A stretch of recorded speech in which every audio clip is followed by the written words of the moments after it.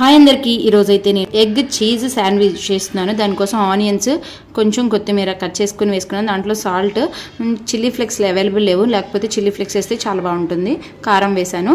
దాంట్లోకి 4 eggs అయితే తీసుకున్నాను. నేను ఎగ్స్ తీసుకుని బాగా బీట్ చేసిన తర్వాత ప్యాన్ లైట్ హీట్ అయినప్పుడే వేయాలి. ఆ తర్వాత అటు నేను వీడియోలో చూపించే విధంగా టర్న్ చేసుకోవాలి. అటు ఇటు బ్రెడ్ని చేసుకున్న తర్వాత అలా ఉంచేసి బటర్ కానీ లేకుంటే నెయ్యి, నా దగ్గర నెయ్యి వేసాను, బటర్ అవైలబుల్ లేదు. చీజ్ స్లైస్ అలాగా వెనక్కి తిప్పేసిన తర్వాత ఈ స్లైస్ ని పెట్టేసి నేను వీడియోలో చూపించే విధంగా సరిపోతుంది. అంతే, ఎంతో ఈజీగా ఉండే ఎగ్ చీజ్ శాండ్విచ్ అయితే రెడీ అయిపోయింది. మిగతా అన్ని వేసుకున్నాను. నాకైతే 4 eggs కి 2 శాండ్విచ్ వచ్చాయి. అంతే, టేస్టీ అయితే చాలా బాగుందండి. నా పిల్లలిద్దరు చాలా బాగా తిన్నారు.